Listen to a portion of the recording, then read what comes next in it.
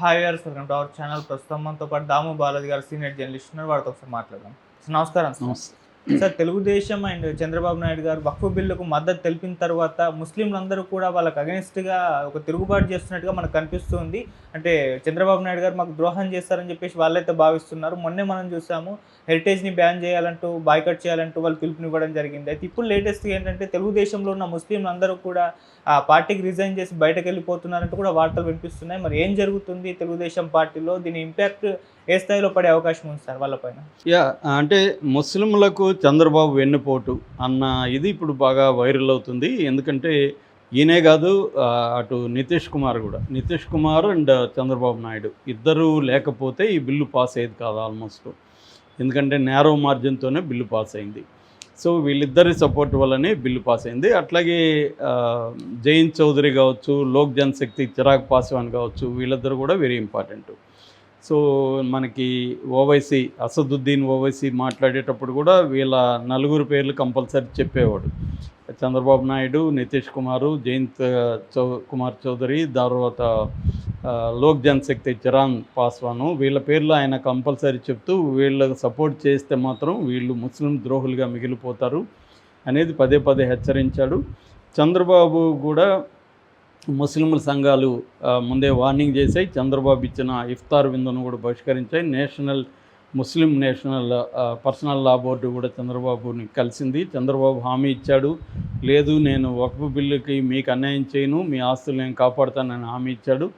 అందరూ కూడా నమ్మారు. వాళ్ళు కూడా చంద్రబాబు దీనికి సపోర్ట్ చేయడు, ఎందుకంటే ఆయనకు ముందు నుంచి కూడా ఒక సెక్యులర్ బ్యాక్గ్రౌండ్ ఉంది, ఆయన రాజకీయ అవసరాల కోసం బీజేపీతో కలిసి ఉండొచ్చు కానీ ముస్లింలకి ఆయన ద్రోహం చేయడు అనేది నమ్మారు. ఎందుకంటే 2024లో కూడా ముస్లింలు పెద్ద ఎత్తున ఆయనకు ఓటింగ్ అనేది జరిగింది. దాదాపు ఆయనకి 20 నుంచి 25% ముస్లింలు ఓట్లు వేయడం వల్లనే ఆయనకి హెల్ప్ అయింది.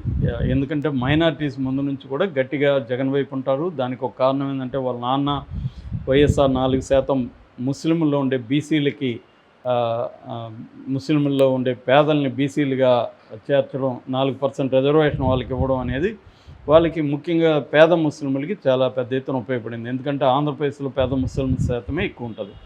దాదాపు వాళ్ళు ఒక 50-60 లక్షలు ఉంటారు. అంటే ఓటర్స్లో దాదాపు 9 నుంచి 10% ఓట్లు ముస్లింలు ఇవి ఆంధ్రప్రదేశ్లో ఉన్నాయి.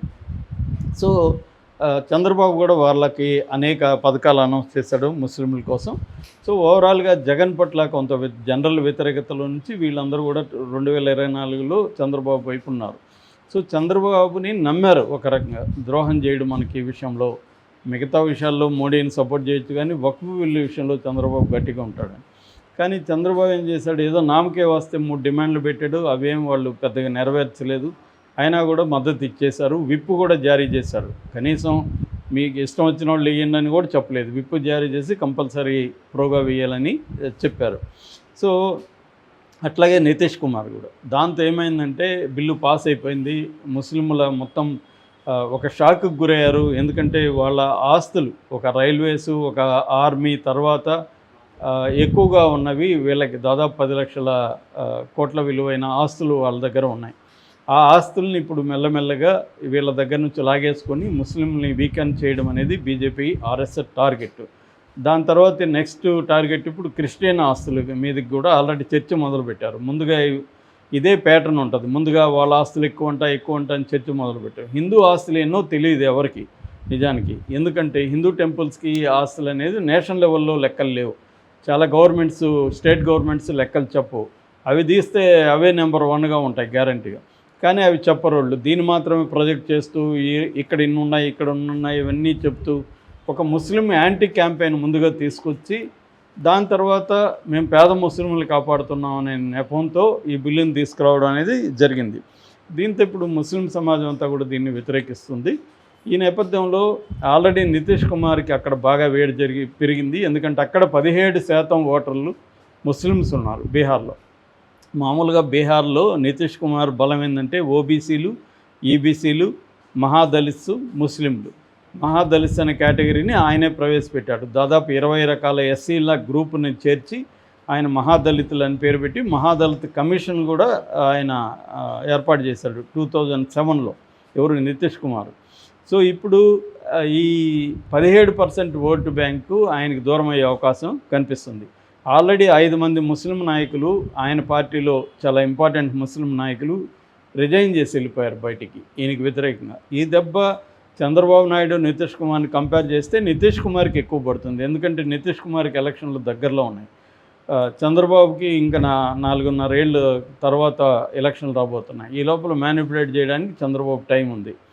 రెండోది అక్కడేంటంటే చంద్రబాబుకి నితీష్ కుమార్కి తేడా, నితీష్ కుమార్కి అక్కడ బలంగా ఆర్జేడీ ఉంది, రాష్ట్రీయ లోక్దళ్.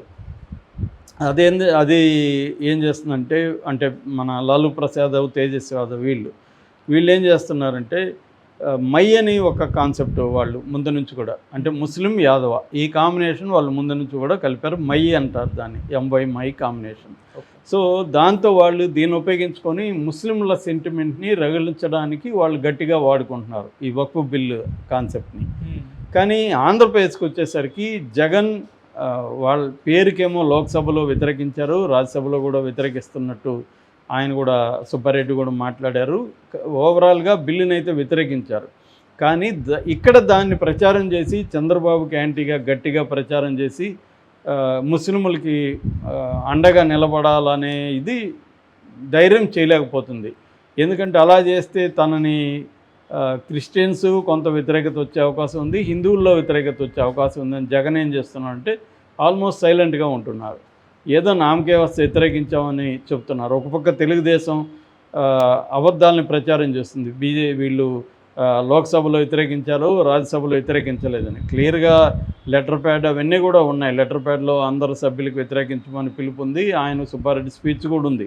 అయినా తెలుగుదేశం వాళ్ళు తమను కాపాడుకోవడం కోసం జగన్ దొంగాట ఆడుతున్నాడన్న ప్రచారాన్ని మొదలుపెట్టారు. దాన్ని గట్టిగా తిప్పికొట్టడంలో కూడా వైసీపీ ఫెయిల్గా అనిపిస్తుంది మనకి.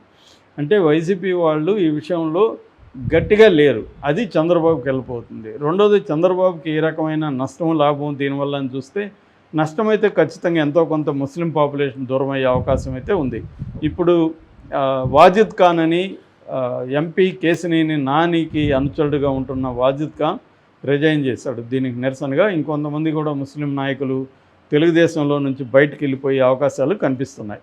సో ఆ రకంగా ముస్లిం నాయకుల్లో కావచ్చు, ముస్లిం సమాజంలో కావచ్చు చంద్రబాబు పట్ల వ్యతిరేకత అనేది మనకి కనిపిస్తుంది.